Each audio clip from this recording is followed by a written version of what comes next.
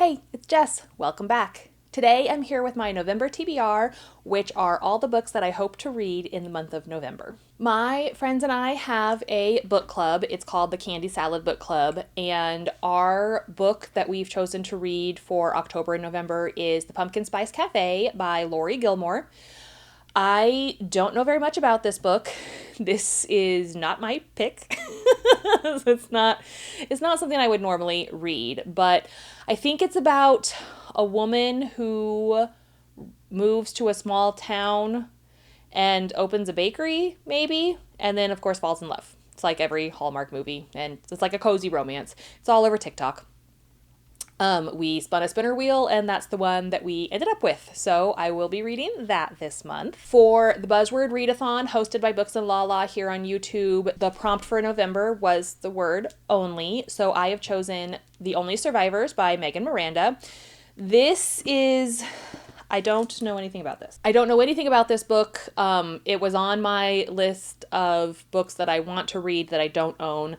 This is one of the first times that I haven't been able to find a book on my physical TBR to fit the prompt. It looks like this book, 10 years ago, there was a car accident that had a bunch of high school seniors crashed into a ravine, and only some of them survived. And it sounds like they meet once a year, like the survivors meet once a year.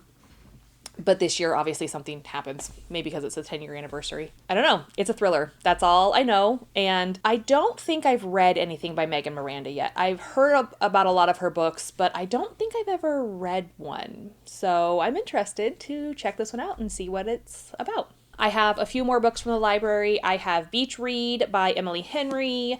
I've already started reading this one. I'm just a bit into it. I'm on page 61.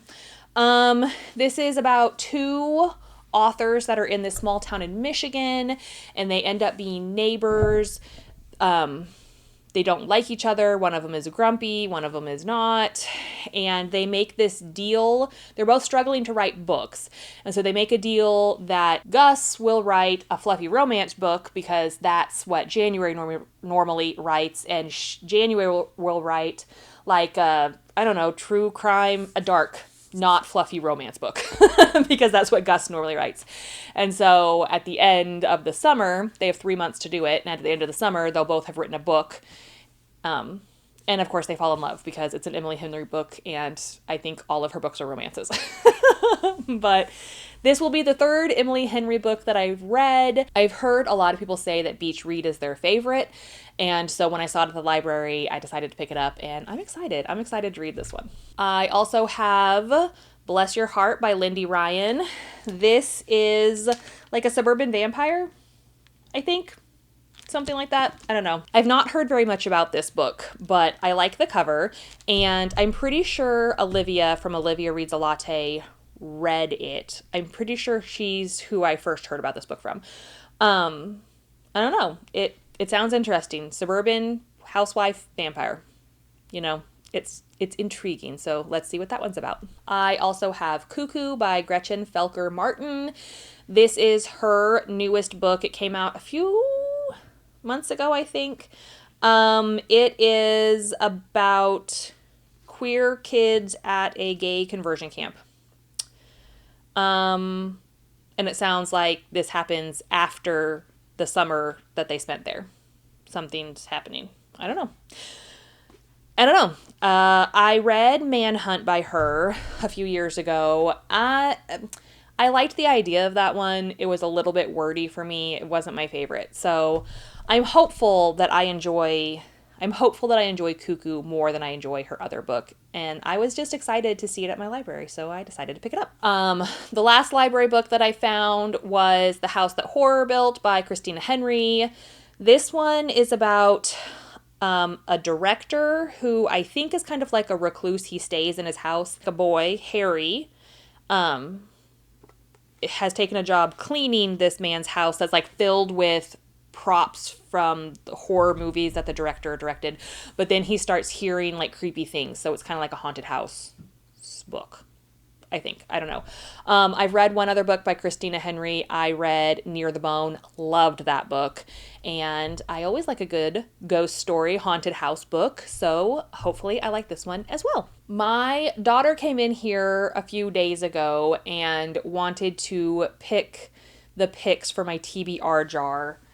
We put them over here. She put one of them on Baymax. And so she picked 3, and she picked 3 of them. One of them is a book that I own. It's the Saturday Night Ghost Club by Craig Davidson. It has a library sticker, but that's because I bought it at the library sale in the spring. So this is a book that I own. It looks like it's set in the 80s, and there's young, like, preteens that become friends. They have a Saturday Night Ghost Club, and they, I don't know, investigate ghosts or something. I don't know.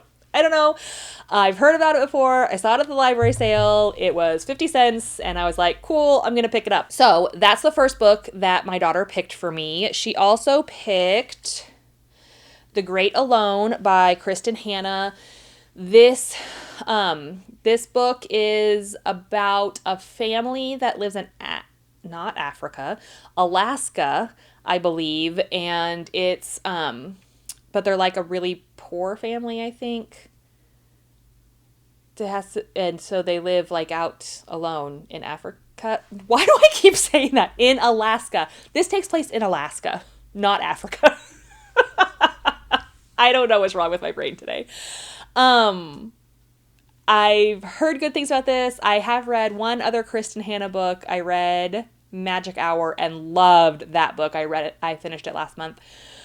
So I'm excited to read about this one. I do have it on hold from my library, but it is not available yet. So hopefully my hold comes in by the end of the month and like still gives me time to finish it this month, because I really want to read this book. I've been wanting to read it for a while.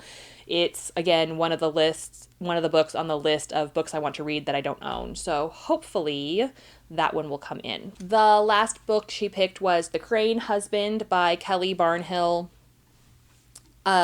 This book I heard about on BookTube. I think Elliot Brooks may have been where I heard about this. I can't really remember. It is a retelling of the myth of the crane wife. And so it's a family that lives on a farm, a woman and then her 2 children, but her oldest daughter is kind of like always in charge of everything and kind of has to be the mom. And then one day the mom brings home a 6-foot crane and falls in love with him, even though the kids don't like him. I don't know. It sounded interesting. Someone said something about it that I was like, yes, I want to read that book. And so I put it in the jar, and that's the book that my daughter decided to choose this month.